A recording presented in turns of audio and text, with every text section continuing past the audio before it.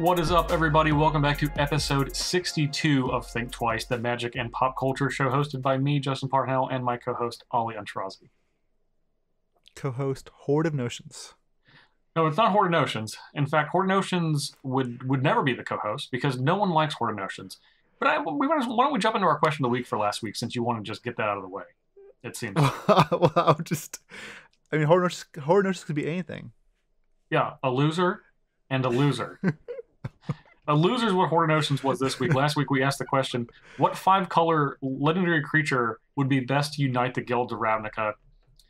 Ollie said Horde of Notions. I said Chromat. We gave you Progenitus and a Togatog as options. Horde of Notions got destroyed with 11% of the vote. Chromat didn't come in second last. I'll say that. So Horde of Notions is just like, it's perfect then, you know? That's the deck I'd be playing anyways. The one that everyone hates? Yeah. Yeah, except for 11% of people. Chromat had 24% of the vote. Yeah, which makes it very unique, Parnell. Very, very rare. The people that vote for Horde of Notions, you guys are the best MVPs in the world. Progenitus came with 32% of the vote, and a Togatog won with 33%. I think a Togatog won because I had the campaign slogan. I said it on accident for a Togatog last week. What was the slogan? I don't remember, but I think people latched onto it, whatever it was. Dude, there's less Atogs, Hydras, and illusions in Magic than elementals. So it's literally not the most. It's not the least common. It's the most common. Listen, it's the coolest. Okay. Well, you keep beating that drum. Okay. So other than have Horde of Notions get trampled on by all of these other significantly better creatures, what'd you do last week? I got trampled on by Hurricane Florence. Yeah. So I stay inside and listen to Florence and the Machine.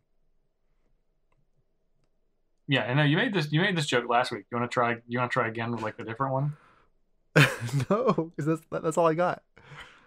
Okay. So it wasn't that bad. By the time we got here, it was like category 1 from category 4. Yes. It was just rain. It was just rain and just rain. A lot of rain. Slow moving hurricane dropped a lot of rain. Yeah.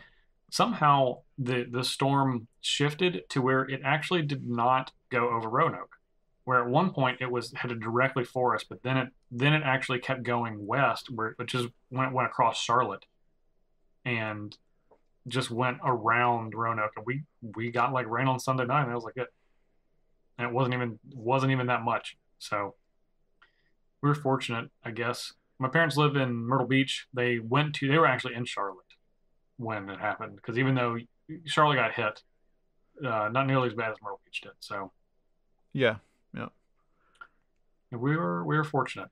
So yeah, the beach was way more. Yeah, obviously closer to the coast, close to the hurricane. So it's right there actually. So yeah. Yeah. My former home, Wilmington, got slaughtered. The most rainfall they've had in like 150 years. Jesus. And there's still parts in New Hanover and Brunswick County that you can't really get to because there's just standing water on the ground. Flooding. Yeah. Your parents are okay though? Their home's okay? They're fine, yeah. Did you flood out? Me? Yeah. You said it rained. Last time it rained, your basement. Oh, no, it was fine. We didn't get that much rain. Okay. It was actually okay. Like we've had more rain and just random times since then. So no, I was fortunate that they were able to not get pounded on by the hurricane. Also, yeah. Let's leave the hurricane alone. You and I are doing something cool this weekend. Oh, we totally are. Can we talk about it here? Yeah, go ahead. Have at it.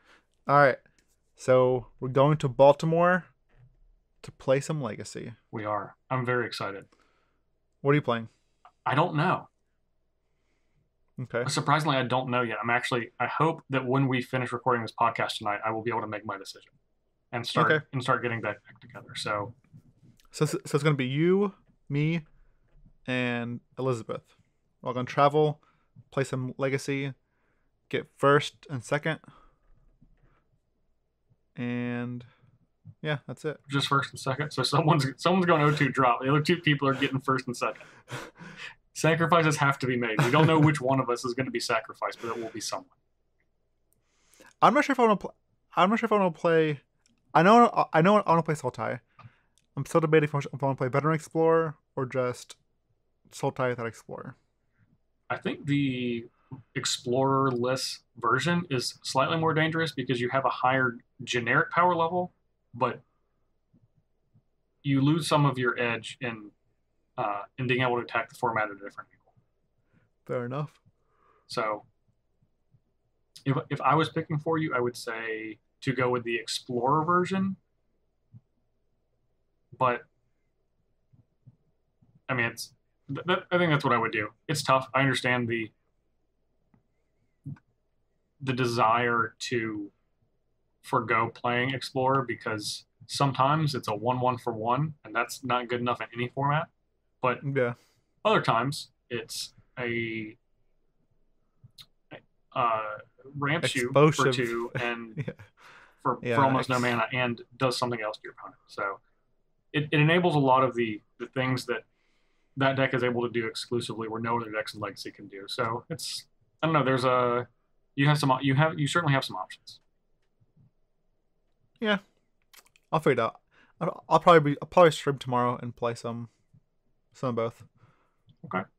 All right. Well, hopefully you can figure out. Hopefully you can figure out on Friday morning rather than 10 p.m. on Friday night, which is your standard.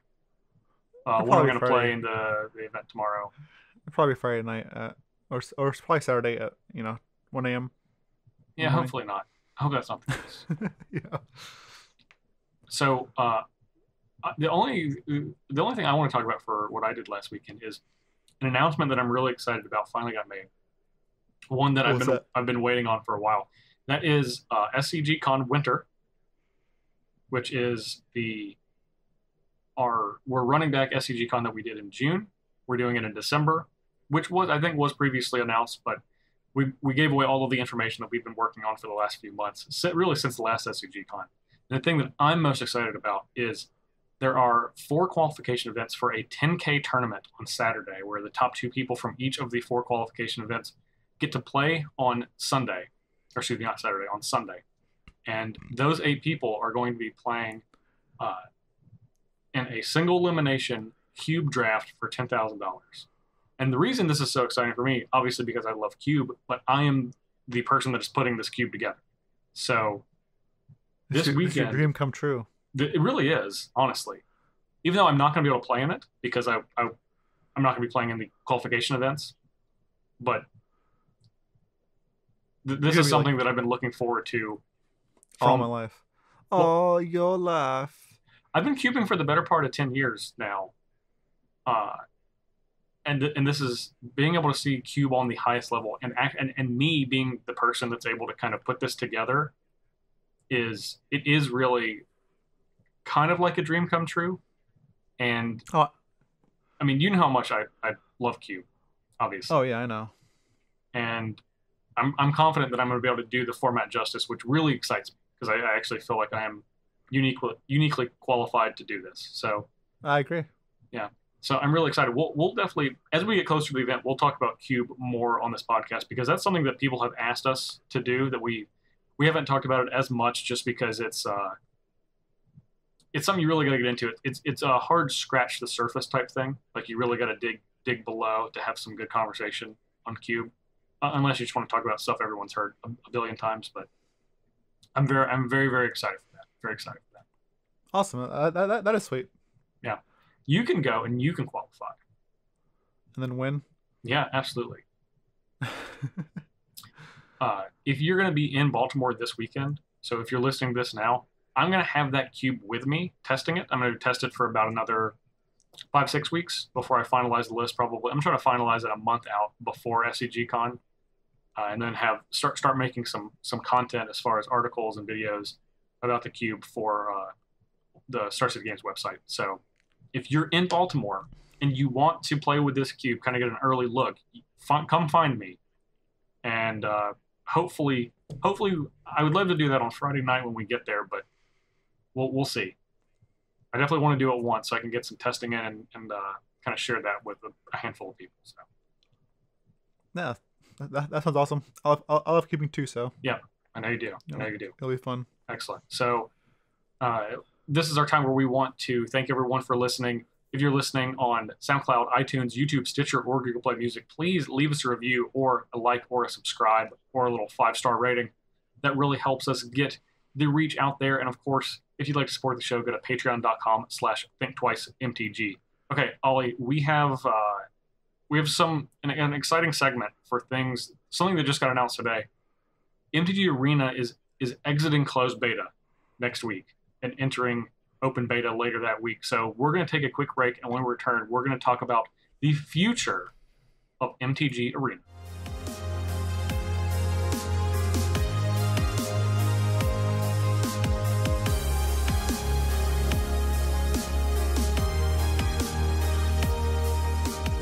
So Wizards of the Coast announced today that MTG Arena will be shutting the doors on its closed beta, which is something that you had to basically have an access code or get invited to participate in. You and I and Director Choi both, or all 3 of us have had this access code. And we've been playing on Arena for Director Choi the better part of a year. A long time, yeah. Me since January, and I think you since March or so. Yeah, March or so. And honestly, I think me and a lot of other people have been playing, but not too much. Yeah. Just because of the fear of not the fear, but the impending account wipe. Yeah. Yeah. So I think actually after the wipe and when closed beta becomes open beta, I think more people will play. I think it'll become more serious, and hopefully then it'll actually start competing with Magic Online. Yeah. And it seems obvious because it's like, well, of course more people are going to play when you move from a closed beta to an open beta when there's no more wipes. Because it's just, oh, yeah, well, of course everyone can just play. They can just download the game and play. But I agree with you because people are going to be more invested because this is actually going to be their collection, right? Yeah, yes, I agree. And there's some people that aren't on Twitter. So they can't like see all these free beta codes being thrown out everywhere. Yeah. And like they've been wanting to play probably. And they probably couldn't play, but now they can, Or exactly. Yeah, or maybe they don't want to bother, like, watching streamers for codes, but now they can just start playing and start grinding. So I think it's awesome. And I think you and I both are team Arena. So yeah, for sure. I mean, I think from a gameplay perspective, it's a great program. Yeah, I agree. It's not perfect, but it's pretty good for gameplay. It's really good for draft. The open beta is going to start on December 27th, which is next Thursday. So if you're listening to this in real time, probably just in 4 or 5 days. And the closed beta ends on September 24th. So there's going to be a short downtime of about 2 days. So if you are playing in the closed beta on September 24th, it's at some point in the day it's going to shut down and it's not going to reopen to everyone until the 27th. Now this is actually a day before, or a day and a half before the pre-releases in real life. So the first time that you will be able to have a chance to play with these cards in real life is going to be on Friday night midnight, right? Yeah. This is actually the Thursday before that, and even a day before Magic Online, which is actually very, very telling.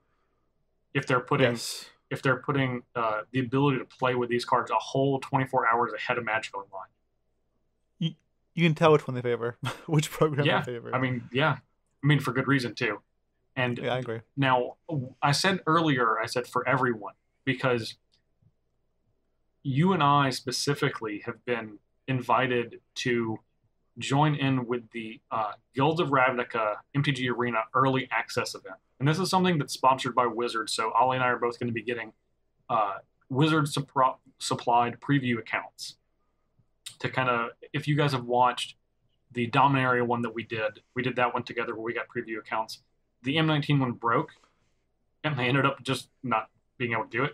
But this is a 24 hours of streaming Guilds of Ravnica starting on, I think, 11 a.m. Eastern Time on September 26th and goes for 24 hours. So during that time, both Ollie and I I'm probably going to stream for 5-6 hours that evening. And then Ollie, I'm sure, will probably do it more so in the day, but maybe into the evening also. I don't know. Yeah, I'm gonna try to do as much as possible. Like I'm gonna take Aiden to school that morning, my son. Yeah. Go to the gym, come back, stream. Then around the time I have to pick him up, go pick him up. You know, get him fed, Yeah. then try to stream again. Yeah. This is I mean, for you specifically, this is a great time because you're going to have access to everything. So it's gonna be great. You can really flex your deck building muscles.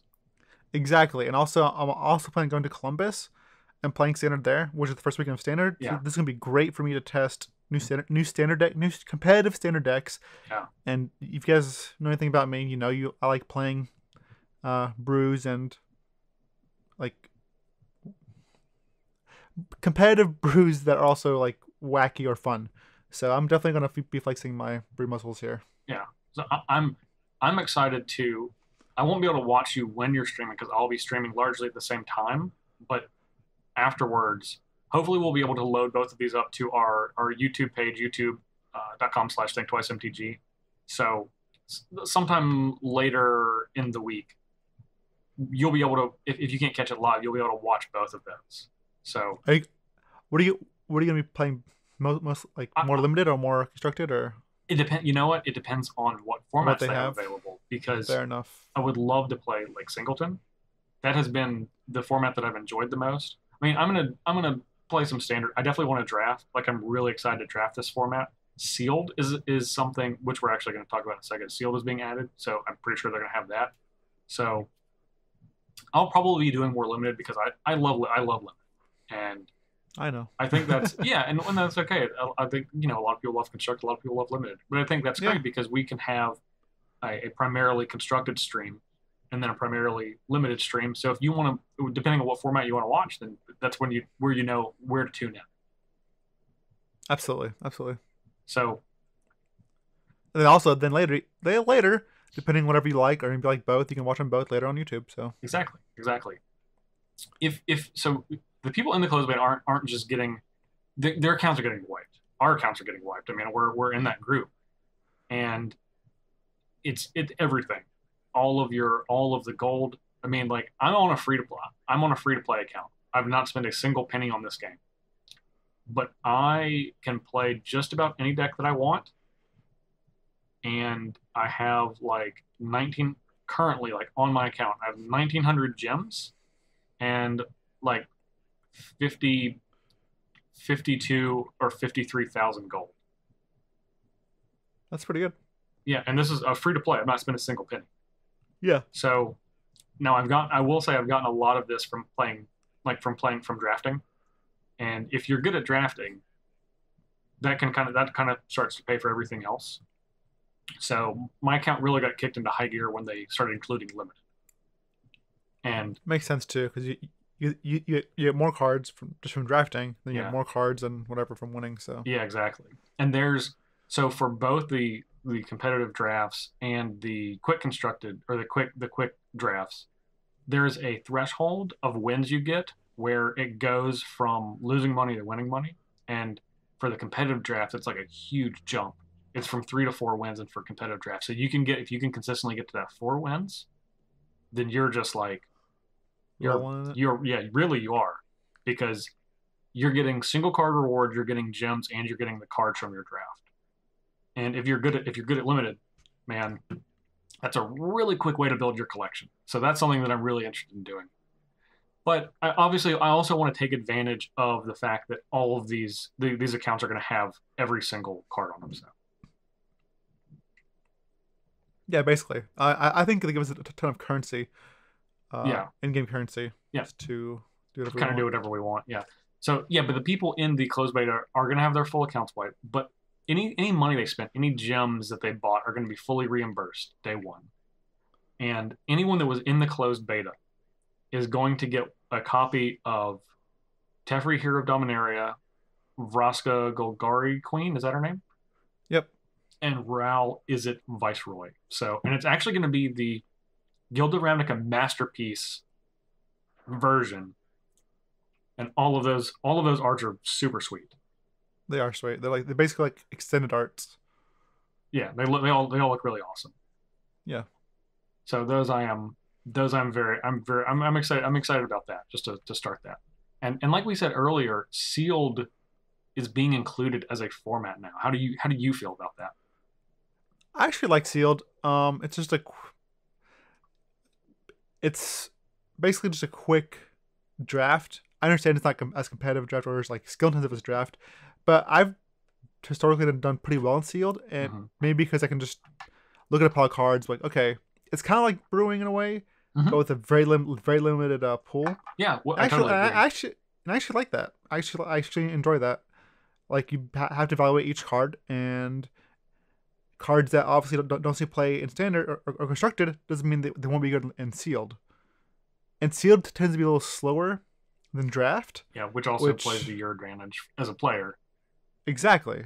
So I actually love sealed a lot. So I'm excited. I am excited about that. Yeah, and draft builds your collection really fast, but there is one thing that builds your collection faster than draft, and that's That's sealed. sealed. Yeah, so Yeah. I expect that to be really popular. Yeah, sealed. Like even if we win or lose, you at least you still open He was six like, I got packs, six right? packs. Yeah, Yeah. yeah, six is a lot. I mean, Yeah. you know that is a Yeah. lot. That's a sixth of a box, just Yeah. right off the It's bat. also the number of the beast. It is. So if you play six sealed drafts, you're guaranteed to get a demon, mythic demon. I think that's how it works. So Yeah. With trample. there is, yeah, trample and flying. There is in addition to sealed, Singleton is going to come back for a week. Now, I really wanted to come back forever because I love that format, but it's coming back for a week, and the Singleton events are going to be free. So Oh literally baby, free rolling. free and with rewards. So I would recommend people playing as many of those as they possibly can. Absolutely. Obviously, but one, format's a lot of fun. And the format's I guarantee it's going to be more fun once you get into adding Guilds of Ravnica because this is multicolored stuff is just perfect. It's so good for singleton type stuff. Oh yeah, I'm excited. Man. I'm so excited. Like I'm so excited for all this, and I'm super pumped for eventually when they bring this out for like a tablet or whatever. Oh Like, yeah. man, I am. This is like this might replace my poop in Hearthstone with a Oh man. magic poop instead. Arena pooping? Arena That's pooping. Yeah, big. That's big. That's been a big part of your life for 5 years. I know. Instead of poop, it'll be like it's like unicorn poop, the rainbow poop. Yeah. That looks like a rainbow. Yeah, Yeah. that's what it's gonna be. That's what I need in my That's life. that's I need some special. rainbow Yeah. unicorn poop.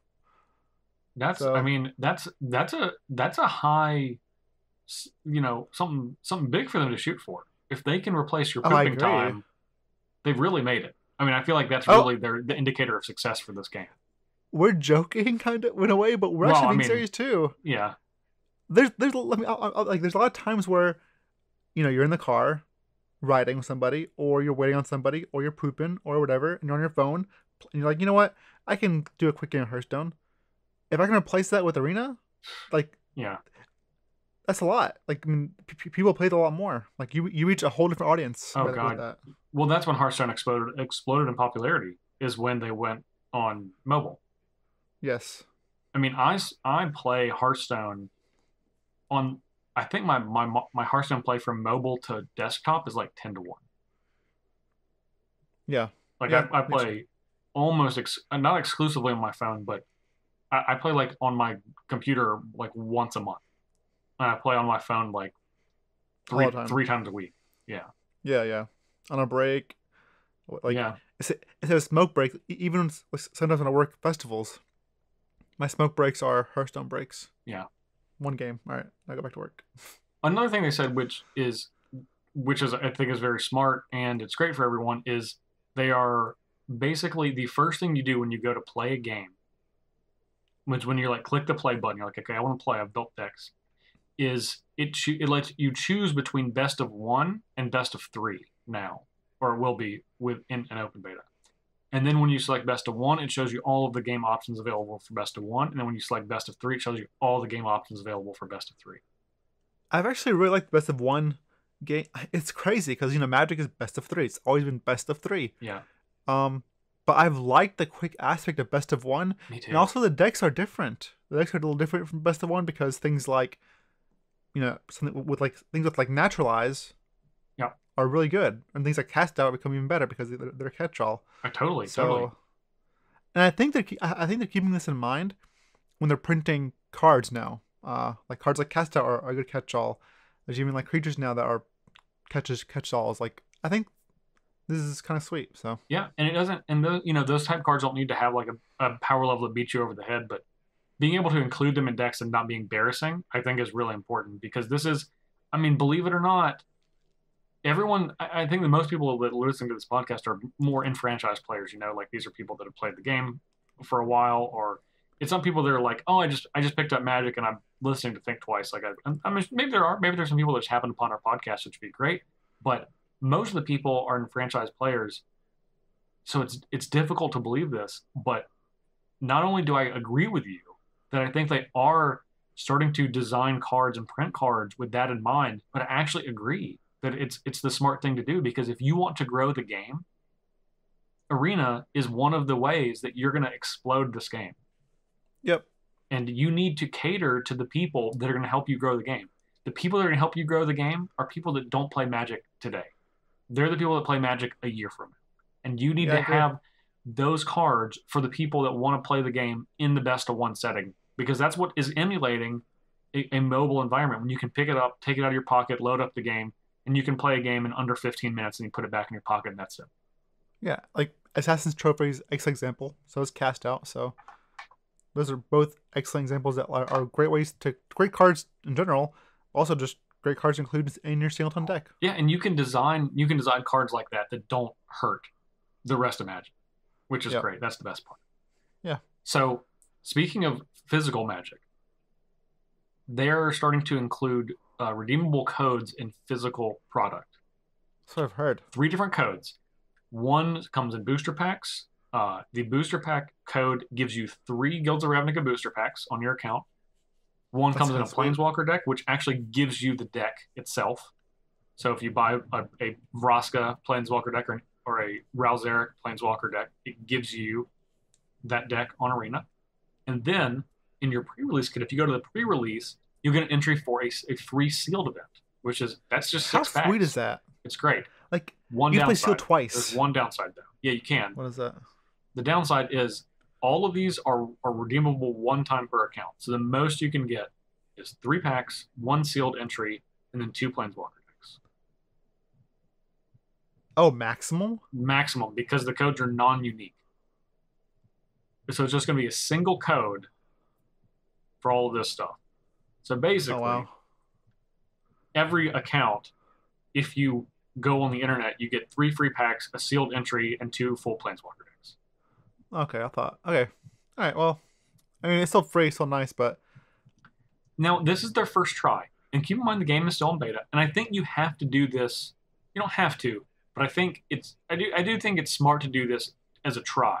That doesn't mean that in the future you can't have unique codes where you can redeem online in Arena, which I think inevitably will happen. I think there's no doubt. Pokemon TCG does that with incredible success. And their game is doing just fine. That is the second most popular card game right behind Magic. So I think this is inevitably where we're headed, but this is just not where we're starting. that's fair. That's fair. So Still, getting all 3 of these on your account, still nice. it is. And for me, this is a bigger deal. It's really nice for me because, I said earlier, and a lot of you guys know that right now I'm a free to play player. And the content that I'm making, if you go to our YouTube channel, youtube.com/thinktwicemtg, all the Arena content that I'm posting there is from a free to play account. I've not spent a single penny on this game. And I'm not going to until Wizards addresses 2 really important issues that I feel like that I don't want to say they're ignoring because they know that these things need to happen, but they don't have a solution for them yet. And the 2 things are rotation, when a rotation of cards or standard format happens. I'm giving them a little bit of time. They have about 6 months to do that. That's about halfway until the next rotation. So that's whenever Ravnica Allegiance comes out, that question needs to be answered. Right. Right. So I'll give them until then. I think they can figure it out by then.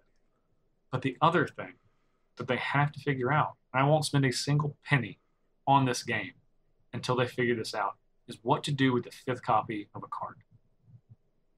Because the way they have it now is terrible. And it's not a game that I would ever spend money on because it disincentivizes me to continue to get packs for this game, to spend money on this game. I had, I don't know, Monday, opened the 5th copy of Nicol Bolas the Ravager. And it felt real bad. Especially since I'd used wild cards on the other 4 copies. Well, other three copies. Right, so it gets like dusted for a percentage? For like a 90th% of like 1/90th of the vault. Yeah. Which is hidden small. now. You know, you can't even see their vault access because they don't want it visible. But it's not good. And they have to fix that, or I will not be a paying customer, and I'm going to keep giving money to Blizzard for Hearthstone. When I could just be giving money to Wizards of the Coast for Magic Arena to play a game where I already have copies of the same card in real life. I'm willing to do that. Just fix this atrocious problem. And then I'll do it. Yeah, getting a penny for your Nicol Bolas kind of suck. Yeah, it did. Felt real bad. Yeah, it felt real bad. So that's kind of where I am with Arena. Do you have any? I guess are there any other thoughts? Anything we didn't cover? I don't think so. No. I mean, I'm honestly pretty excited. I'm hoping they somehow eventually. It's still early for like they can do a lot of things, but it'd be great also to be able to play tournaments on Arena. No doubt. Like you can like you can on Magic Online on paper. Like I would love to one day be able to play PPTQ or PTQ or whatever on Arena. Oh yeah, that'd be fantastic. Yeah. So I do think that's inevitability. I mean, I don't think so. it's not something they talked about, but obviously, if this game is successful, then that will just happen. That will just happen naturally. Yeah. So I'm hopeful. In time. I'm hopeful. Me too. If you haven't played Arena yet, you should for sure try it out. It is a great game. It's a lot of fun. It kind of brings me back to the thing that hooked me in Magic in the first place, which is the flavor of it, the art, how you kind of can envision things playing out. And it's a very attractive client. They have a lot of animations, which apparently they're adding even more animations than they've ever had before for any set for Guilds of Ravnica. So I'm excited. I'm really excited for the future of this program. Yeah, me too. I saw the animation for Memlock Betrayal already. Yeah. And like some preview. It looks pretty cool. Yeah. So yeah. It's it's awesome. It's awesome. You guys should give it a shot if you haven't already. We're not being paid to say this. Just because we have this sponsored account from Wizards for next week, like we can just say no. You know, it's not. We're on this podcast. We're never going to talk in anything we don't believe in. Right. I mean, I think we made that pretty clear when you said you're not spending a penny on this game. Yeah, that's fair. That's fair. Yeah. And I'm not, and I will not, and I will hold my ground. They will literally never get a cent from my pocket until they fix that problem. Right. All right, cool. Okay, well, all right, good talk. I guess we're going to move on then. We're going to take a quick break, and when we return, we're going to talk about the rest of the freshly previewed Guilds of Ravnica card. To be back in just a moment.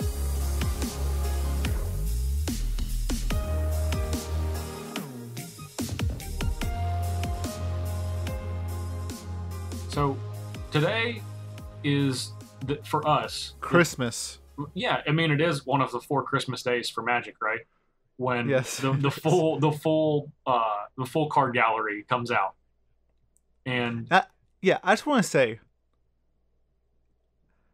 when I heard we're going back to Ravnica, I was like, okay, Ravnica again. But then the spoilers or previews that are rolling in, I'm like, all right, you know what? Yes. I can handle Ravnica ×3 because I love multicolor stuff. Yeah, and Ravnica is just it's great. It's a great plain and standard format. It's always been a great standard format. Like it has, and this one is not disappointing at all. No, I don't think so either. It's okay. Now that we've seen the last set for this calendar year in Magic, I I think this is the best year that Magic's ever had from a set design standpoint, like top to Sure, bottom. yeah, sure. It's just I, it's been great. you know, it has been great.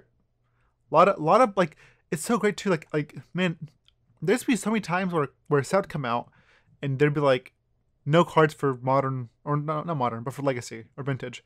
Like it'd be so easy to have like 3-4 sets and like not really see any cards for the legacy or vintage or whatever formats. Yeah. But now it's like, or even cube. But now Oh it's yeah, like, for sure. That has definitely happened before. Man, it not was some. There have definitely been some dark days, and it's like, well, yeah, I guess I got this one card out of this set, and that's the only card I even considering. yeah, and now it's like every set brings multiple cards for those formats. Not always multiple, but like it's a lot more prevalent now than it was back Oh yeah, in my day. yeah. Back in my day. 10 years In ago, your day. yeah, for sure. Yes. Even 5 years ago, when and 10 years ago is really when, in my opinion, when Magic had its resurgence with Planeswalkers and Lorwyn. Kind of, that's like a different era of the game. And I think design has gotten a lot better from that point forward, but that was a big stepping stone. So Yeah. this year, and this is the 25th anniversary of Magic, something they're taking very seriously, and it's clear in the design of these sets. So we could talk about this all day, but I think we want to talk about the cards. That's what everyone wants to hear about, right? All right. Is the cards. And I want to let you guys know, we're not, after today, we're only going to talk about a handful of cards that really jumped out at us that we didn't talk about last week. And we're going to talk about this set for another couple of weeks. We're going to make sure we hit standard specifically. We're going to make sure we hit commander specifically. So don't worry about that. If we're not talking about a card you guys want to talk about today, we will get to it, I promise. All right. We dive on in. Dive in. All right. So the first card to talk about is Divine Visitation. Love it. Colonel, this is a card that you love. Love it. So why do you tell me why you love it and what this card does? Okay, this card is incredibly powerful. 3 white enchantment. If one or more creature tokens would be created, remember new term, which means enter the battlefield, under your control, that many 4/4 white angel creature tokens with flying and vigilance are created instead. Are you kidding me? Parnell, you're wrong. That many 4/4 Ali tokens with flying. Well, your tokens don't have vigilance, but we can pretend. Oh dang it! Yeah, these are Sarah Angel tokens.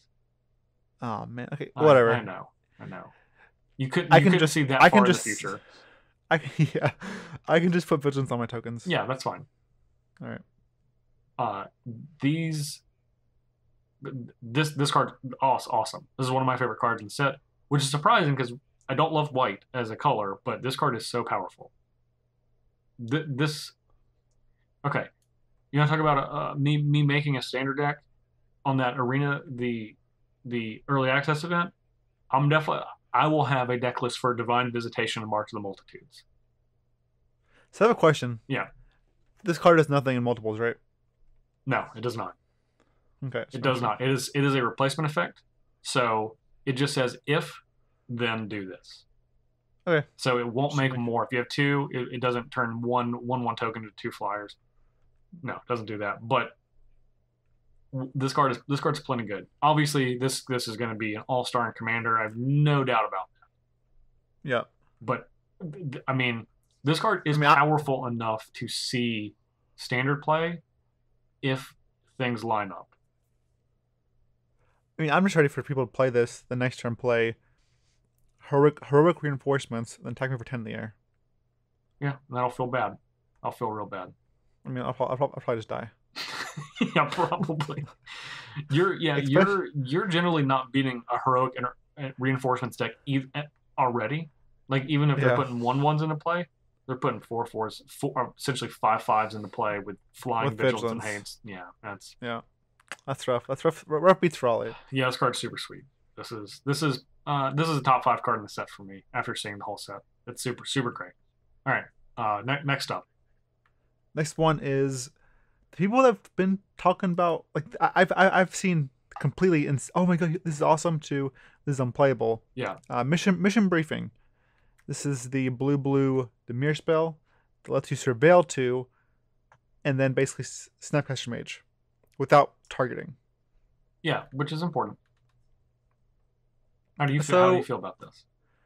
I think this card is worse than Snapcaster Mage in older formats. However, it is a card that's like Snapcaster Mage that's not called Snapcaster Mage, which is what people are missing. Yeah. This means you can play your 5th and 6th Snapcaster Mage if you want by playing 2 of these or even 3 of these, plus 4 Snapcaster Mages. Then in Standard, this is completely fine. This is completely reasonable in Standard, because I mean, Snapcaster Mage was very strong in Standard, but this will be missing the body is completely fine too. This is fine. It's like comparing,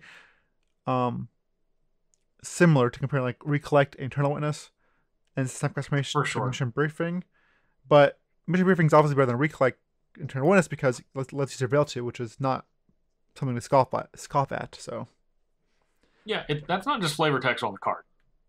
Yes, I mean, surveil is a very powerful mechanic. Oh yeah, I think for sure this will 100% see play Standard, especially with like things like Search for Ascanta and Jumpstart. Like, if you just put one like the new inspiration into your graveyard, that with Jumpstart. Yep. And then just cast whatever else, like a Chemist's Insight is the name of the card. Yeah, Chemist's Insight. Then cast a different spell with your Mission Briefing. You've basically drawn like how many cards is that? Like in time, it's a lot of card advantage. Yeah. So the success of this card will depend on your ability to turn your graveyard into your hand. Absolutely. It's pretty simple. Yeah, it sounds obvious, but I'm not as high on this card as you are. And I know you're not like high on the card, but you believe in it. And I'm pretty medium because it's the most playable in Standard because the card itself is pretty powerful, right? Just on the surface. But the cards that you're casting off of it are less powerful in Standard. But as you go back in formats, the cards get more powerful you're casting off of it, but this card inherently gets less powerful on its own because the cost to cast it, specifically like blue, that becomes more difficult, and you have a card that has less utility than something like Snapcaster Mage, which is one of the best creatures of all time. Taking away that 2/1 body is a pretty big deal. As someone who plays a lot of Legacy, I've been attacked by Snapcaster Mage for hundreds of damage from decks that have very minimal creatures, and if you replace that with Mission Briefing, I just don't care. Yeah, well, Snapcaster Mage trades with Guides of St. Draft. Yeah. Mission Briefing does not. So yeah, I mean, yeah. So it's a weird scale. It's like a sliding scale of Missions Briefing power versus the card that's flashing back power, but that scale goes in the opposite direction when you take into consideration that Mission Briefing is more difficult to play or has less impact on its own relative to the card that's flashing back. So I think this is certainly a playable card. I mean, it's an interesting power level. It's actually really well designed. It's nice. It's nice to note too, like, if you cast Mission Briefing, your opponent can't, Surgical Extract or Scavenging Ooze the card you target. Yeah, it's a really big deal. Even if your opponent exiles your whole or eats your whole graveyard in response with Scavenging Ooze or spell bombs your graveyard. You got 2 shots. If you have 2 shots, exactly. Yeah, you got 2 shots. That's not a small thing. Yeah, it's something. So all right, Ollie, you want to talk about your preview card from your TCG player preview card from last week? Oh, you probably wouldn't know your favorite cards. Doom. Yeah. I do like this card. I do like this card. Do you say Doom or Boom? Doom. Doom, boom, doom, boom, boom, boom. Doom Whisperer. Whisperer. First of all, this has got one of the most badass creature types, a Nightmare Demon. Yeah, has to be sweet. Really terrifying at least. Yeah, so it's black 3. So it's 5 mana for 6/6 fly with trample. Yeah. And here's the drawback, guys. This is the drawback. You have to pay 2 life. Pay 2 life. Here it is. To surveil 2. Oh no. Oh no. Yeah, this card's really good. This card is very pushed. The crazy thing is, I don't know, is this going to be good in Standard? Because it seems... I'm going to say Probably not. Yeah, I don't think so either. Isn't that crazy? Yeah, I couldn't say that obviously when I was previewing the Well, card, you but also don't know. You don't know the rest of the set. It's kind of difficult to right, tell, right. but It curves perfectly into our boy Teferi, which is not where you want to be. yeah, curves on the wrong end of the stick. Yeah, yeah. Also, it doesn't combat Assassin's Trophy very well. The surveil does not matter when you're getting when you have to get a land and shuffle your deck. Yeah. Um, so this does not pass the trophy test, and you say, "Oh, okay, but what passes the trophy test?" Well, something like History Benalia passes the trophy test. Something like Ravenous Chupacabra passes the trophy test. Anything comes into play, the battlefield triggers and do something. Yeah. I do think that the Surveil 2 is outrageously powerful.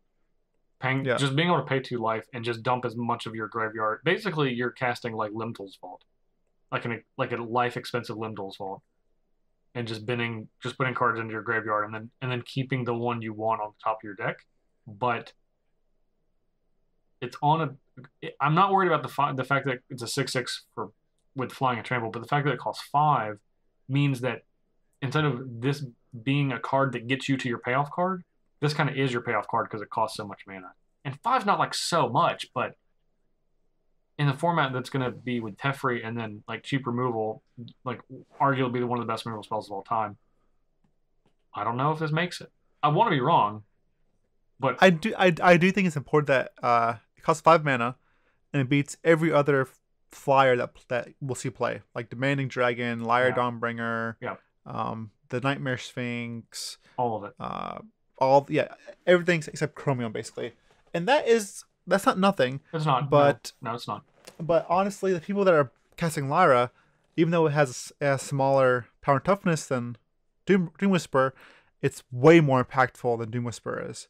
That lifelink first strike means it beats Doom Whisperer in a race if you set to swing back and forth, and Lyra just if it lives, it beats the aggro decks.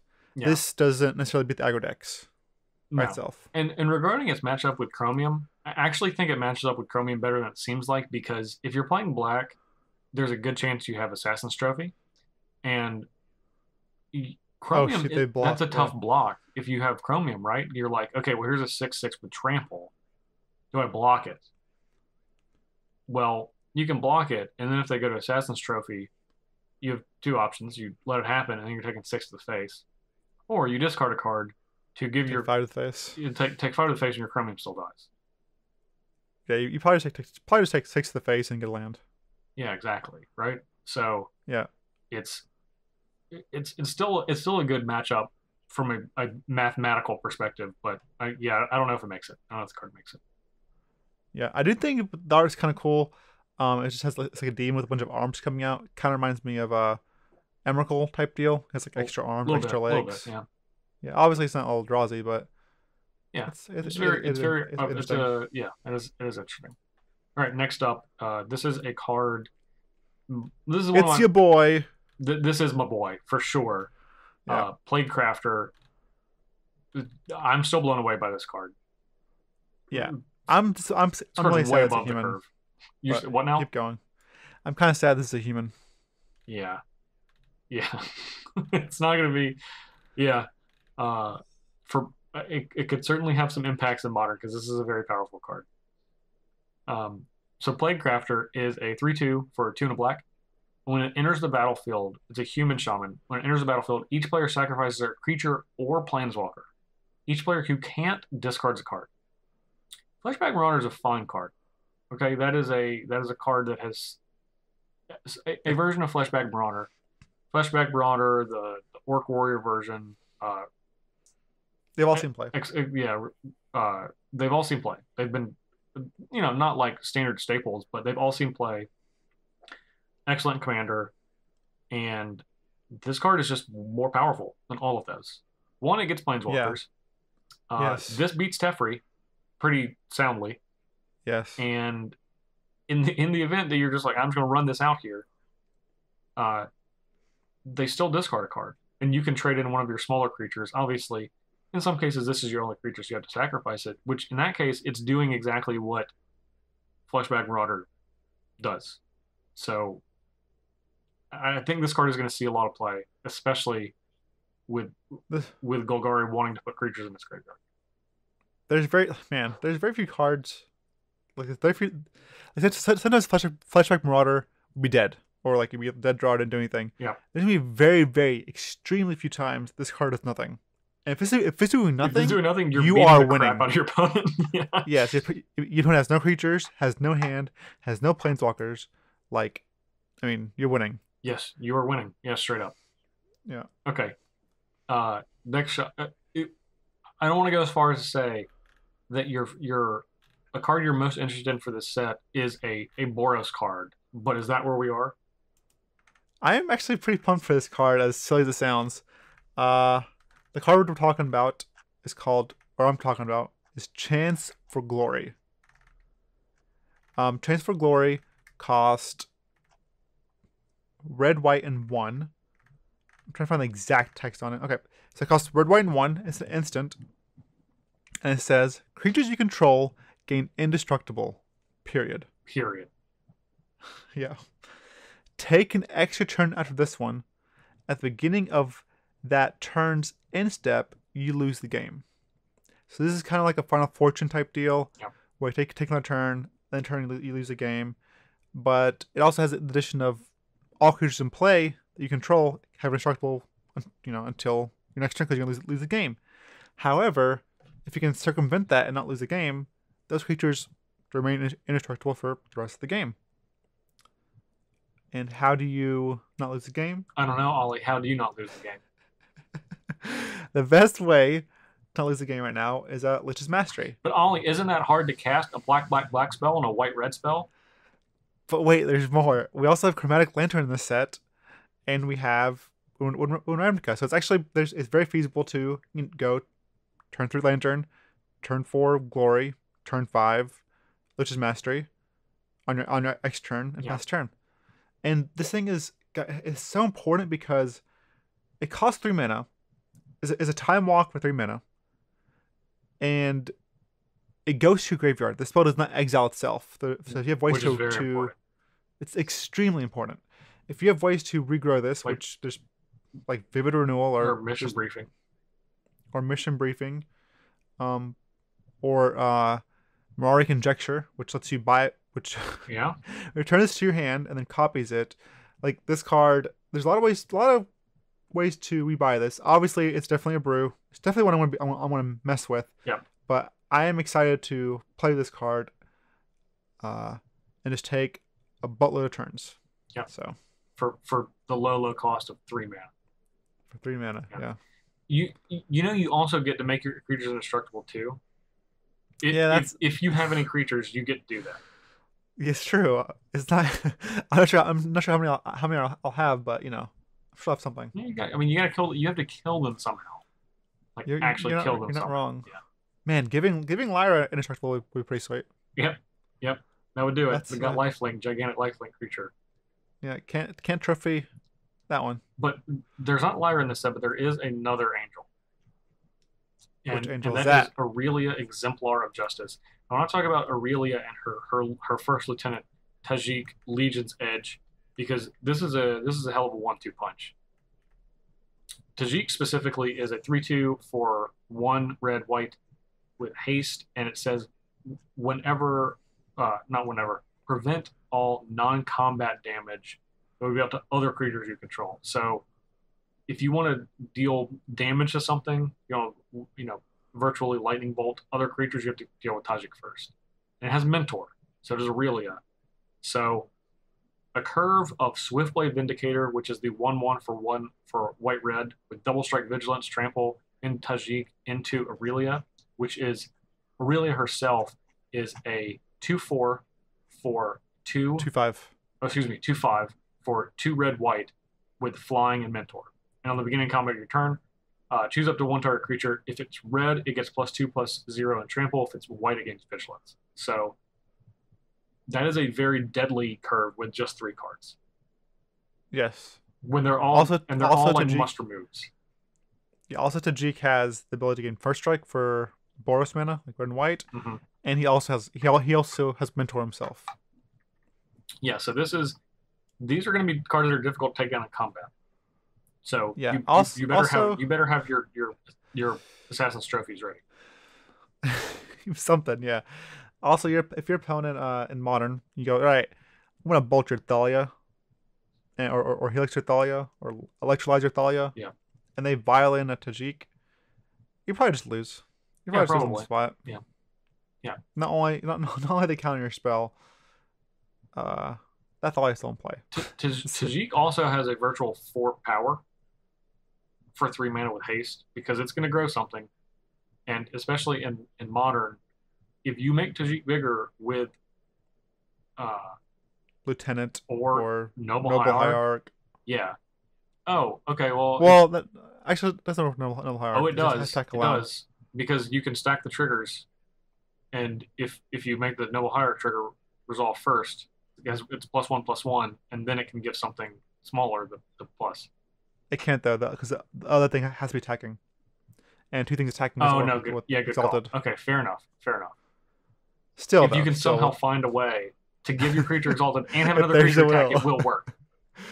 But probably not. Still though, like Lieutenant is a good way. Also, like Mana Strider is annoying, you know. So, Mana Strider is annoying. This is basically Mana Strider on the ground. I assume you will definitely have to pick between this or Militia Bugler, because there's no way you can have Mana Strider plus this plus Bugler. That's too many 3-drops. Yeah, that's not where you want to be. No, it's too many 3-drops. So Bugler misses on Mana Strider already, and it's going to miss on Tajik. Yeah. You don't want that. But what's interesting is Militia Bugler does hit Aurelia, Exemplar of Justice, because she has 2 power. That's something. You're going to see that in Standard. We don't need to be Modern. That's in Standard. You're going to see it for sure. That's what I'm saying. In Standard. Mm-hmm. That's something. That's definitely something. So. Oh yeah, for sure. Oh man, this next card. I love this next card. I'm sure you probably love it more than I do, honestly. Dude, this card. I think this card is as good as Assassin's Trophy. Okay. Oh, okay. No, you definitely like it more than I do. I'm not going to say that, but I'll let you talk. Okay. Go ahead. Sell me on. All right. Knight of Autumn. It is 1 green-white for 2/1, and we're talking about this earlier in our other section in Arena. We're saying they print cards that are just good in singleton games. Well, this card is just good in singleton games, multiplayer games, more than one game. Yeah. So it's 3 mana for 2/1. When it comes into play, it can destroy an artifact or enchantment. You can gain 4 life, so basically Kitchen Sphinx twice, or you can make it a 4/3 by putting 2 +1/+1 counters on it. This thing basically has 4 modes, and that's pretty and they're all good. They're all solid modes. Like Luxon's Miner was played, and that was a 4/4. I understand, but this is gonna be a 4/3. It's not too far behind. Plus, you have a plethora of other modes. Yeah. This card is great. Yeah, you just play 4 of it in your company deck, right? Maybe not. I don't know. I don't know. I mean, I don't know. This card. I don't play company, but I can't imagine why you wouldn't. It's very good. This card is just very good. It's extremely solid. This is one of the best cards in the set for sure. Dude, I played Centaur Healer back in old or last Ravnica, where it was just a 3 mana 3/3 that came into play. You gain 3 life. You gain 4 life for this. It's smaller. You happily played Centaur Healer. It wasn't even like you played it because you had to. You're just like, yeah, this card's great. It's 3/3 gains 3 life. I was excited because they printed a Centaur Healer that gained 4 life for each player, like you and your opponent. I was like, sweet. You're like, yeah, that's even better. I don't care if my opponent gains life. Yeah, but this is like, I gain a life, and I can destroy a random artifact or enchantment. Yeah, please, let me have this card. This card it's so good for Modern too, because it fills multiple slots. Like, you no longer have to play Kitchen Finks and Reclamation Sage in your sideboard.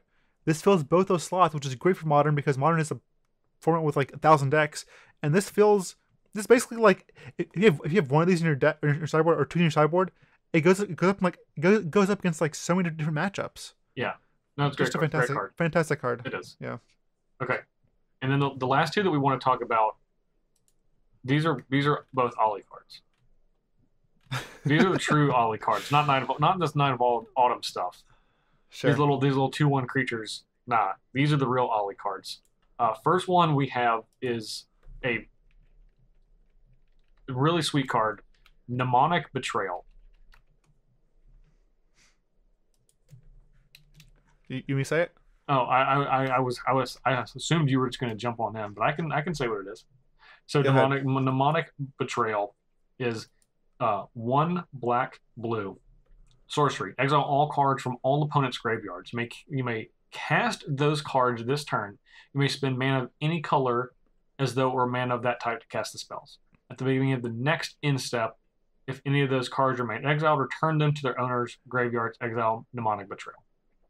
So this is Yawgmoth's Will, your opponents, all of your opponents. Yes. People are like, oh man, it returns the graveyard. It's okay, man. Next turn you can just, or a couple turns later, you can just betrayal them again. Yeah. And do it again. Yeah, that's a feature, not a bug. Yes. Yeah. Because otherwise you would just be like, oh man, if I draw the second one, it doesn't do anything. Well, it does. It does now because you can just do it all again. I really like this card. I've actually been pumped for a blue-black Mirari Conjecture deck because there's so much to surveil, so much like copy.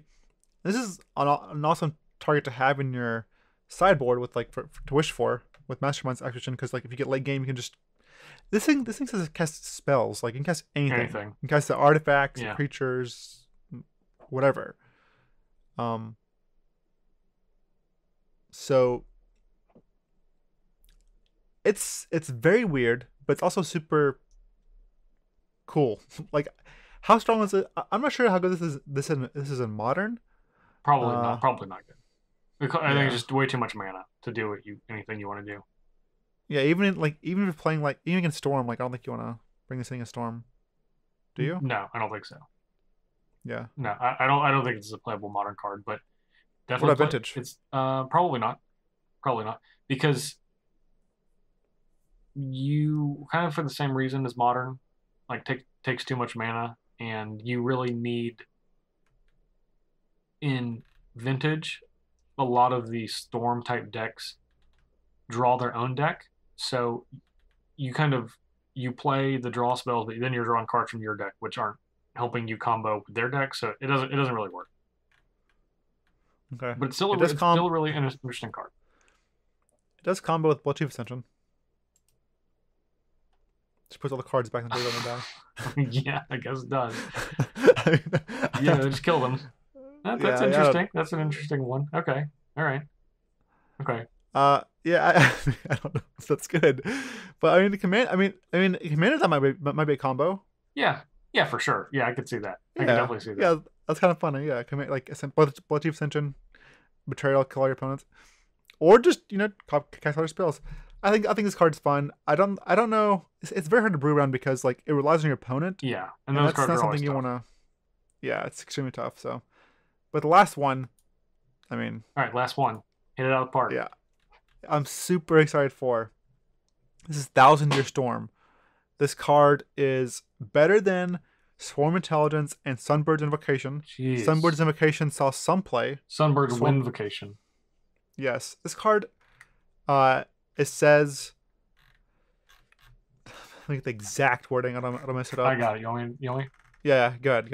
All right. 4 blue, red enchantment. Whenever you cast an instant or sorcery spell, copy it for each other instant and sorcery spell you've cast this turn. You may choose new targets for the copies. So, oh man, just let that sink in. It's difficult. Why don't you walk us through a short scenario where this is ridiculous, which is every scenario. So, you untap this card. That's it. Good game. Yeah, this gives all of your instants of Sorcery Storm. Every single one. Yeah, so you can go like Mission Briefing, then Shock opponent out of your graveyard for 4, then Lightning Strike out of your hand for 9. Then if you have another Lightning Strike, that's dead. 12. Yeah. Yeah, it's dead. If you have, what is it? If you have if you have 2 Lightning Strikes and a Shock, like that's it. Hand, you just go Shock, then Lightning Strike, then Lightning Strike, so it goes 2, then 6, then 9. Yeah, That's which is 17. 17. Yeah. I mean, that's That's probably 17 dead with too. 3 cards. Yes. If you have opt, then that adds another 8 onto it. So that's 25 if you have opt first. Right. And Yeah, if you go all, opt, shock, lightning strike, that's 25. yeah, and I imagine this card is going to be like, guys. I think there's definitely going to be a blue red storm deck with like Electromancer and probably like 4 Primal Amulets and then probably 2 of these at the top end on your sideboard. You were talking about this deck last week before this card existed. So now it's just crazy, right? Right. Yeah. Now it's just like, you know what? I have Primal Amulets and I have Electromancers and maybe more Conjecture. Probably not, but no, probably not. But now I don't need all those because like, I can just play this and it's just combos by itself. Like this also works with Jumpstart, and is the mechanic has the Jumpstart mechanic, so you can very easily just like cast Opt, then cast Chemist's Insight, and just draw 5 cards. The next turn you can just kill them. So it's pretty great. Yeah, it's pretty great. This is a super sweet card. So those are all the cards we want to talk about for today. But just to remind everyone, we are going to be continuing to talk about the Guilds of Ravnica cards. Probably we're going to go by format going here forward, probably for standard, then for commander. So be sure to check in next week if you want to hear about more of what Guilds of Ravnica is going to do to each of those formats. So anything else today on Guilds of Ravnica, Ali, before we move on? No, this says sweet. Yeah, that's it. Great set. I totally agree. Okay, so we're going to move on to our last segment. We don't have a movie to talk about, but we do want to talk about something that has been a big part of Ollie's life recently. So we're going to be back in just a minute to talk about that.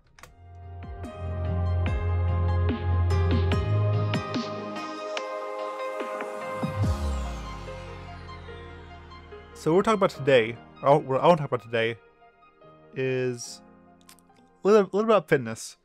I've had a lot of people message me last week about, I guess, my transformation,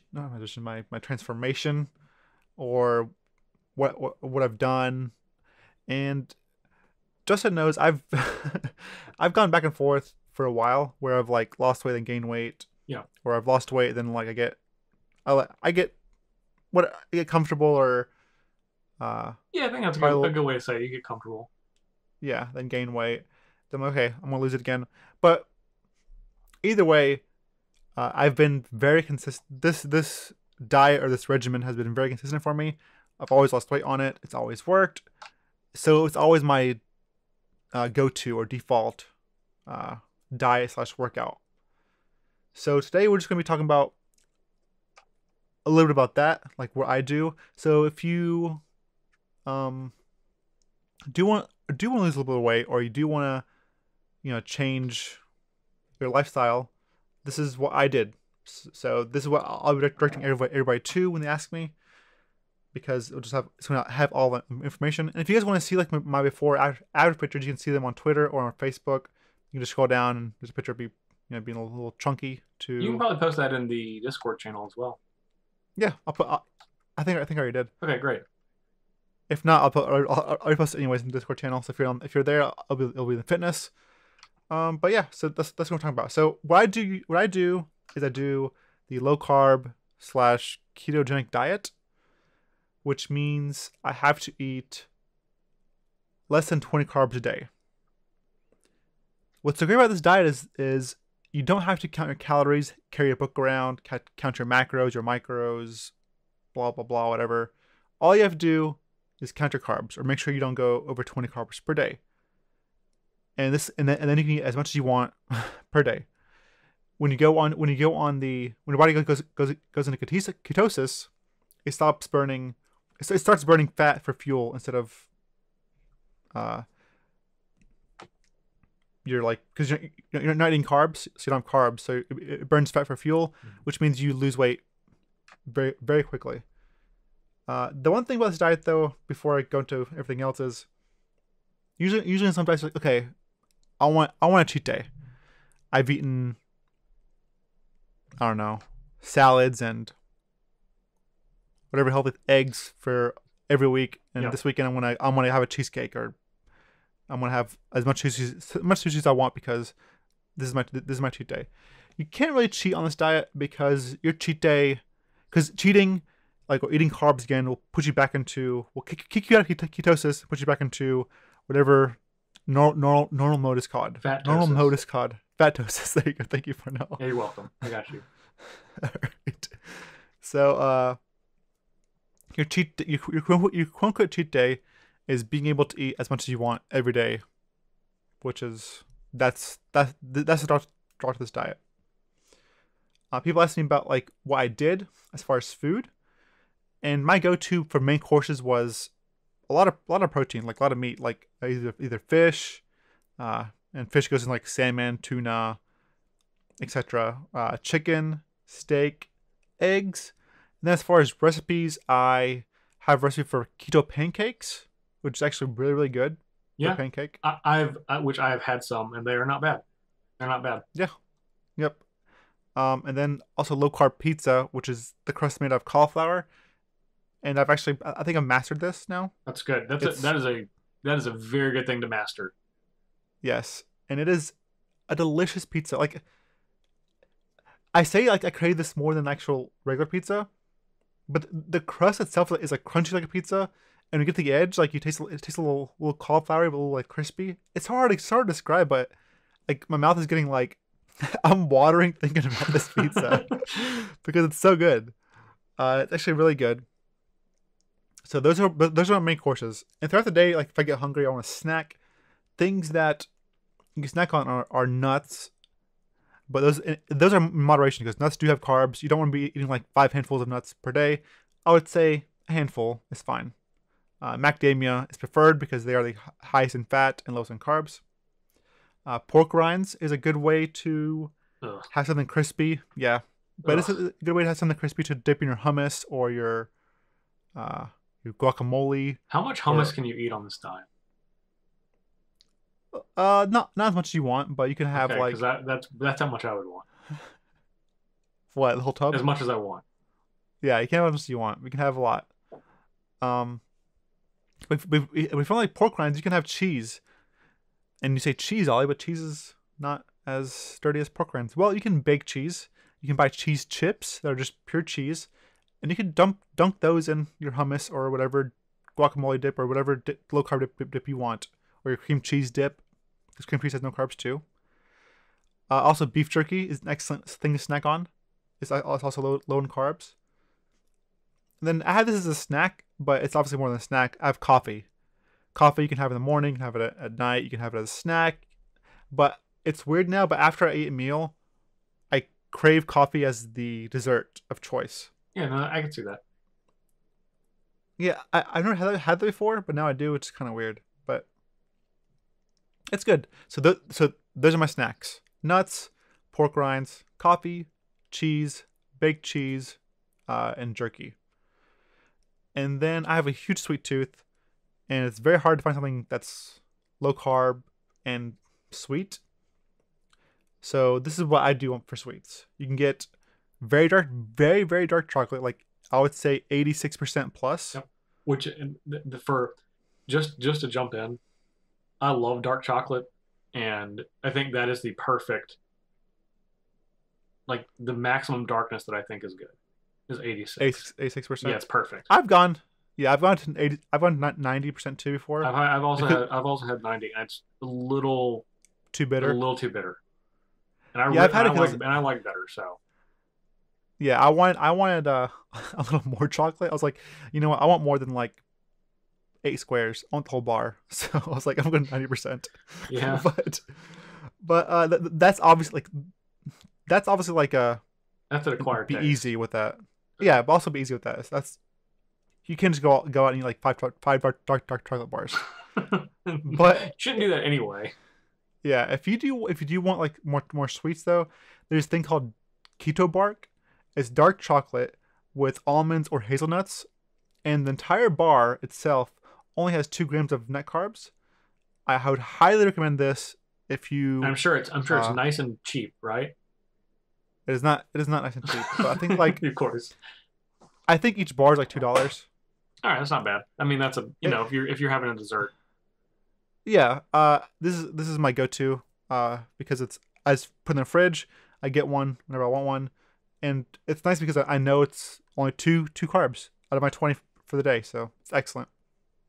And then if you want a 0 carb sweet, sugar-free Jello from like Walmart or Harris Teeter or whatever is 0 carbs, and you can also have whipped cream on it. Put whipped cream on it. Now whipped cream will say it has 0 carbs when you read the label, But it's a lie. but it's not a lie because the serving is like a amount. Okay. Just one amount. Okay, got it. But if you go,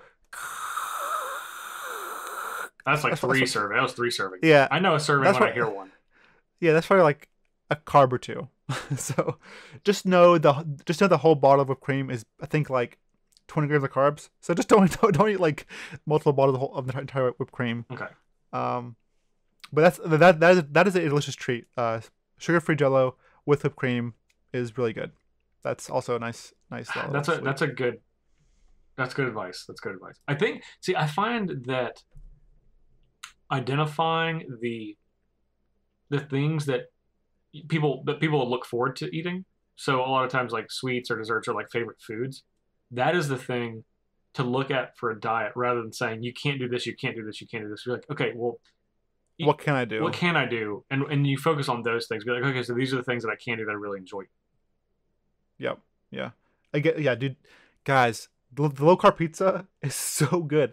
I do like it more than like if you like thin crust pizza, you will like this pizza. Yeah, I do. I love thin crust pizza. Me too. It's my favorite. So it's very crunchy. It's very thin, and like I want one now. It's too late to make one now, but yeah, I really want one. Okay. No, that's good. That's good though. Yeah. So not only do I diet, like obviously if you do this diet, you will lose weight just naturally. Yeah, but maybe like a pound, maybe a pound a week or whatever. But I go, Justin knows, I go ham, swine, skillet. Yes. So I also go to the gym. He's all in or he's all out.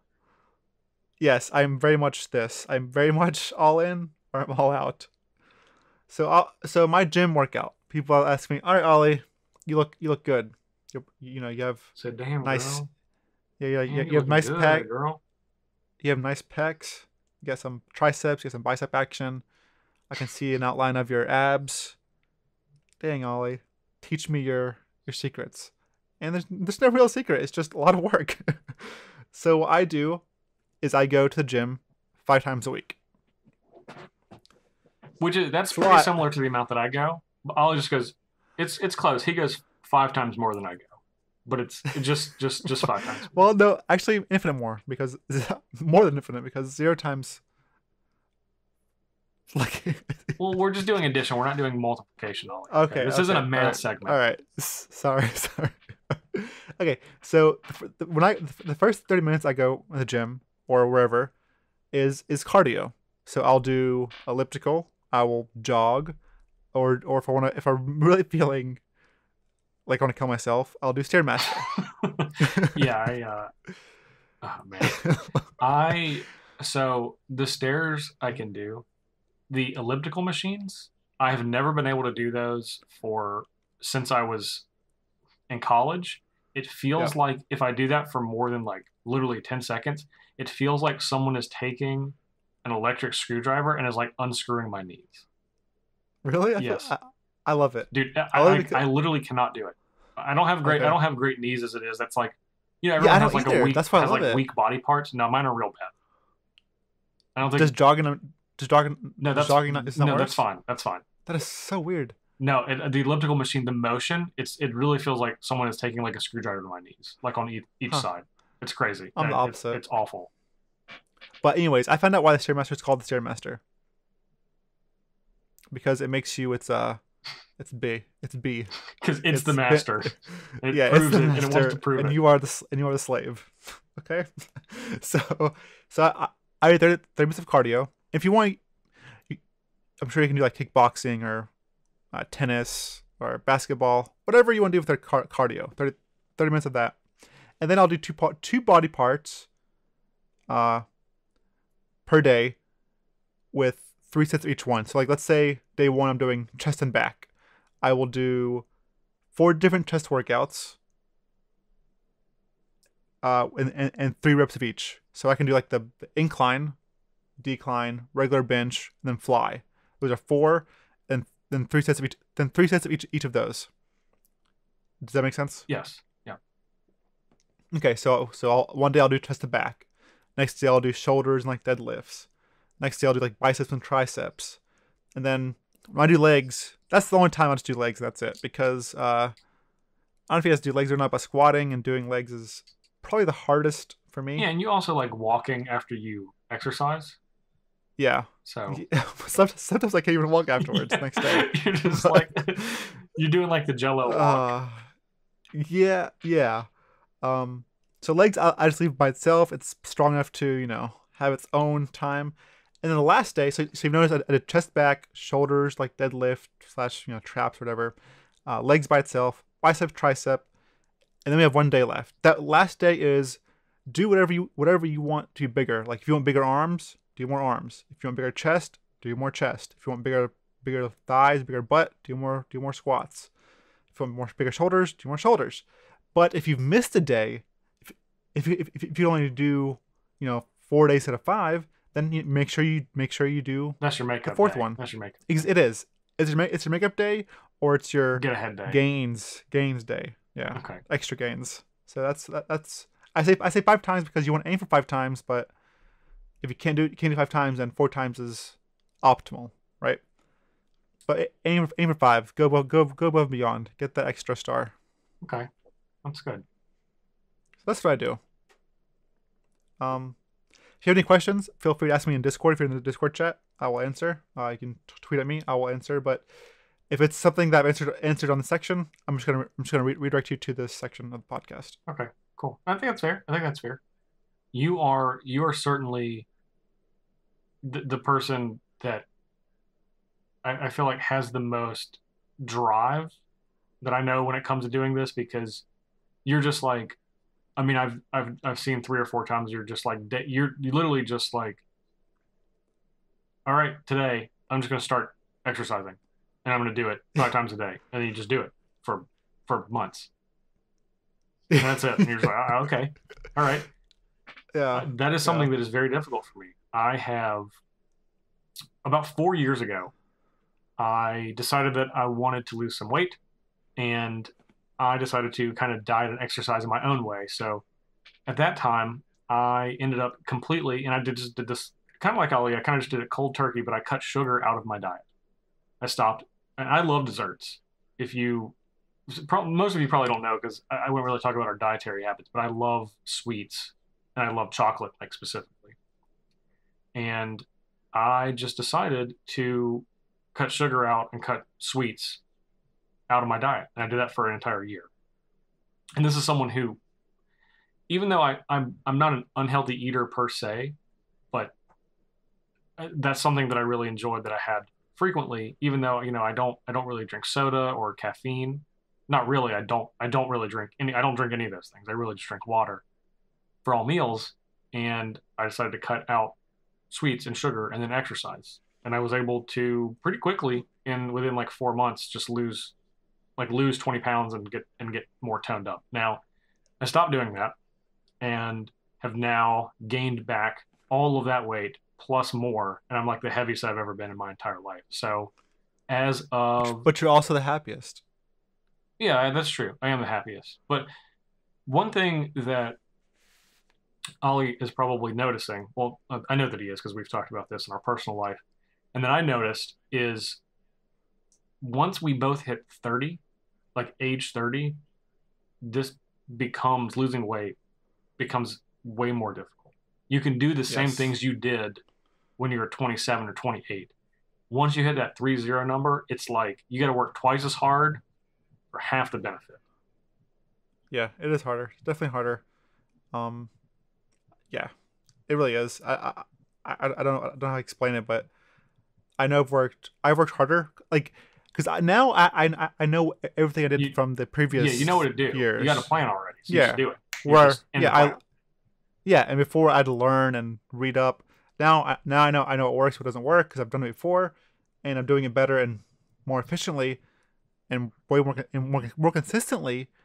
But the weight is coming off slower, but it's still working. Like, if you guys, again, I'll post that before and after picture on Twitter. You can find it on Twitter. I'll post it in Discord and Fitness.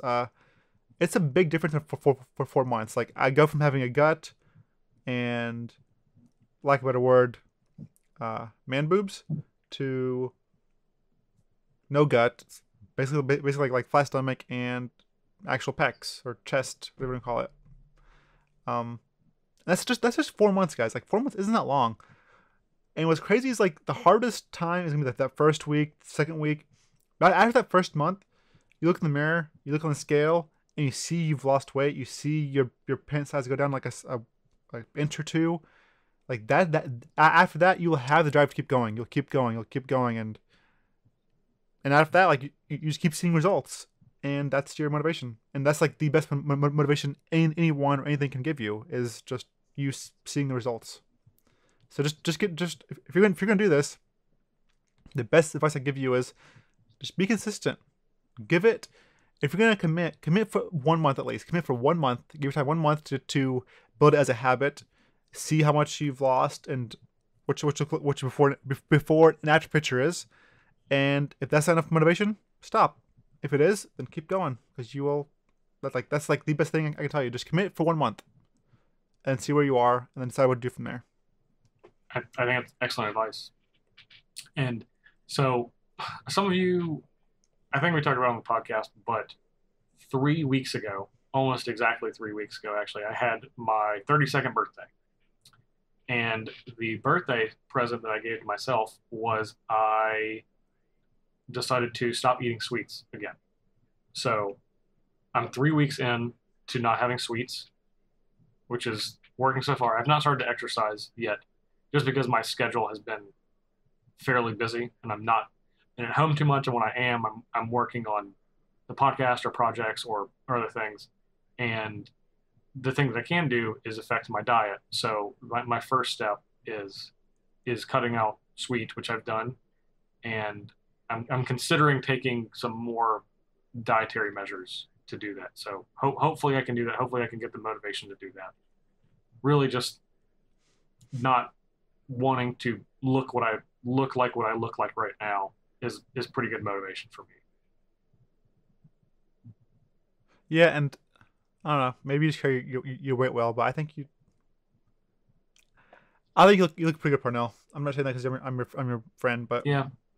I mean, I know. I looked at like a Commander versus video of myself from like 4 years ago, and right. I mean, it's a big difference. Big difference. Yeah, yeah. It's like a 30-pound difference. Yeah, like people say, "Oh, have you reached your goal, Ali? This is where you want to stop." I'm like, no, I want to keep going. I want to keep going. Like, oh, but you look great now. I'm like, thank you, but yeah, I'm not. I am not exactly, and that's what's important. That's the only thing that matters. Correct. The only thing that matters at all. Yep. So yeah. I mean, that's all that I have to say about it. Obviously, this is Ali is the expert, the Thinktwice expert on fitness, and it's certainly not me. So if you have questions, I really implore everybody to ask him, because he's done a bunch of different diets, and he has gone through a lot of different exercise regimens, and he not only I've tried counting calories. I've tried monosoylent diet. I've obviously tried low carb diet. I've tried paleo diet. I've tried the macro thing for a while. I've tried meal prep, which is, I guess, part of any diet, I guess. But I've tried a lot of things, and this is the one that I keep going back to, and that I've had the most success with in my life. So awesome. So if you guys want to know, Ali's the one to ask. Check him on Discord channel. Is in the fitness sub channel is the best place to do that for sure. Yeah, I agree. All right. Anything else on fitness, Ali? No, that's it. Cool. All right. In that case, that's the show for this week, guys. We're gonna take a quick break, and when we come back, question of the week.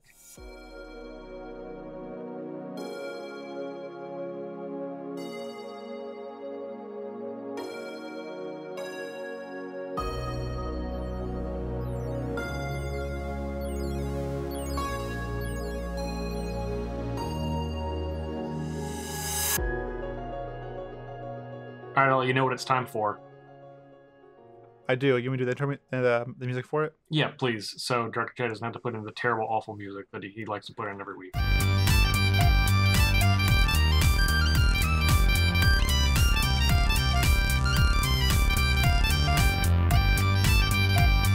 Ba-na. Da-da, da-da, da-da, da-da, ba-da. Da-da, da-da, da-da. It's question of the week. Beautiful. With your favorite person, Ali Aintrazi, and the second favorite person, Justin Parnell. In that order. In that order. Okay, so question of the week this week. This is one that I thought about. So we talked about Vivian Reed last week a lot, right? We did Vivian Reed's Story Circle, and I kept thinking, I was like, man, the art was really sweet. But I want to know if it can absorb animal souls. Can it absorb the souls of all living things? No, I think it has to be just animal souls. Like she only summons animals, right? So I imagine it's probably just animals. I mean, but what is it? But what is an animal really, right? Like, like what is an animal? Like, okay, so a beast is an animal, right? Yeah. Okay. So a wasp is an animal. Yeah, it's an insect, but it's an animal. Okay, sure, but she has it in the bow. She does have that in the bow. And a spider. Okay, and a spider. Is a goblin an animal? Huh. Yeah, exactly. Is a goblin an animal? Okay. Is a human an animal? No, you can't do humans. Okay, where are you drawing the line? So you're saying all living things? Yes. Where are you drawing the line? What is an animal? What's not an animal? Wait. So can she absorb horde of notions? Is that you said it's all animals? You said that last week. That's your argument. What about Togatog? Is it a tog an animal? I would say yes, totally. It definitely is. What about Nicol Bolas? Dragons are definitely animals. If a beast is an animal, a dragon's an animal. That's my point, man. Is the Argbo just the most powerful thing, like in the multiverse? Can it just absorb anything that's dying into it? I think that it can. I think if it can absorb a dinosaur, it can absorb a human. What about Zakama? Of course, it can definitely absorb Zakama. It already absorbed a dinosaur. Okay, but do you think it has like a limit? Like, there's some things or some power people that absorb things, and then they absorb too much and they blow up?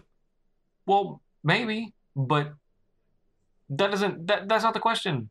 That's nothing to do with the question. Can it absorb an animal? A living thing. Everything is. Can it absorb a human being? And I say yes, it can. No, it can't. Why? Why not then? Because it would absorb all people from her plane when she was dying.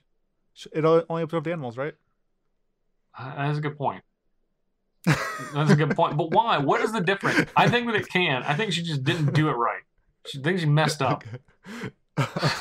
She did have a lot of chances to get all those people that were dying on Scala. She's probably a newbie back then, Yeah, she was not practicing level 1. See, novice. it was like the Arcbow starter kit, and it comes. It's like, all right, well, we got your regular beast, we got your bees, we got your spiders. All right, anything else you need on this thing? And that's what it came with. Okay, the Arcbow starter kit, and she didn't know how to absorb the other anything else yet. Maybe it came from things with consciousness, like a human's or Nicol Bolas, because Nicol Bolas is like a dragon, but he's also kind of like a human. And in fact, the way he can think for himself. So you think it can absorb stupid humans? Is that really stupid humans? Is that the difference? The stupidity of the animal? Well, can you imagine this thing could absorb planeswalkers? Well, that's absurd. Maybe it can. How do we know it can't? I think that it can. I think that it can. I think the Argbo is that powerful. Can it absorb Phyrexians? Or no, because they're robots, half robots. I think if you're some poor. Okay, there has to be a line though, right? Well, I guess machine isn't living, right? No, but Phyrexians for the most part are not all machine. They are like half. They're living things that have like machine parts. It depends on the Phyrexian thing. Some are more human, some more robot. Really depends on which Phyrexian thing you're talking about, but yeah. Yeah, like new style Phyrexians, Yeah. which are like not they're all made from something, from a living thing. I think that can. I'm going yes. I'm going yes. It All can. right. It totally. I'm gonna go with no, but Fine. All right. You guys let us know what you think. At Thinktwice MTG on Twitter, at Ali Aintrazi on Twitter, at JParnell1 on Twitter. Ali, where else can people find you? you can find me at everywhere / Ali Aintrazi. Twitter.com/Ali Aintrazi, Twitch.tv/Ali Aintrazi, Facebook Ali Aintrazi. My articles come out every Friday at coolstuffinc.com. / Ali every Aintrazi. Friday. You can find me at Maggie /Ali Aintrazi. Okay. Bank of America, Ali Aintrazi. I don't think that's it. I don't think you're giving me your bank account number. Ali Aintrazi. Okay, you can find me on Twitter at jparnell1. You can also find me on StarCityGames.com and YouTube. I'm the host of Commanderverse series. We have season finale coming out next week, so you definitely want to check that out. And if you want to contact the show, you can do so at ThinkTwiceMTG on Twitter and ThinkTwiceMTG@gmail.com. If you want to find the show on a different platform that you're listening to now, SoundCloud, iTunes, Stitcher, Google Play Music, please leave us a review or a like or a subscription or a 5-star rating. We would really appreciate that if you would take your short time in the day to do so. If you want to find more content, we have some MTG Arena and Magic Online recorded video content on youtube.com/thinktwicemtg. All of the podcast episodes are also there. And you can go to patreon.com/thinktwicemtg if you'd like to support the show. We have a lot of great rewards tiers, especially our $1 Augur of Bolas tier gets you early access to the show. It gives you access to our Discord channel exclusively for Think Twice patrons and a one-time gift of a Ali and Justin exclusive Think Twice token, which are super sweet. Those should be going out to the people that are getting them soon. However, some of you have not put in your address information. So if you're listening to this and you're on the Discord, we did add the requirement for the address kind of late, and I still need that from some of you. So I would go to Patreon. Sorry, not Discord, Patreon. Go to Patreon and make sure that I have your address information so I can send you those tokens if you've not done so. You'll know if you're like, hey, I think I got a token. Maybe I need to add this. That's probably why. Okay. Speaking of Discord, we do have a Discord animal of the week. And the Discord animal of the week is Lupin, the pupper. He's a half cardigan, half Valhound, which is half pupper. Full pupper. Lupin is 60% tongue, 70% puppy, and 100% adorable. I think that math checks out. Yeah, I mean, I agree with that. A cardigan is like a Welsh corgi, and a Valhound is like a Swedish shepherd. And these dogs are so cute. They are. It's adorable. Garrett and Amin. Yeah, they're killing it on the dog game. Yeah. Yeah, it's tough to beat. Yeah, it's true. So, Lupin, you are our exclusive Discord Think Twice Animal of the Week. Congratulations, Lupin. All right. Congratulations. That's the show for this week, guys. We want to remind you, next Wednesday, September 26th, MTG Arena Early Access Guilds of Ravnica event featuring Justin Parnell on the Thinktwice Twitch channel, twitch.tv/Thinktwice, MTG and Ali's channel, twitch.tv/Ali Aintrazi. Special sponsored accounts from Wizards of the Coast, and you can check out us playing Guilds of Ravnica on MTG Arena all day. Definitely check it out. All night long. All night. All day.